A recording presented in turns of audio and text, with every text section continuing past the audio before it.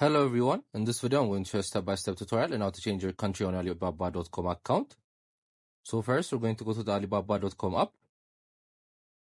Then once you're here, we're going to click on My Alibaba, found at the lower right corner of the app.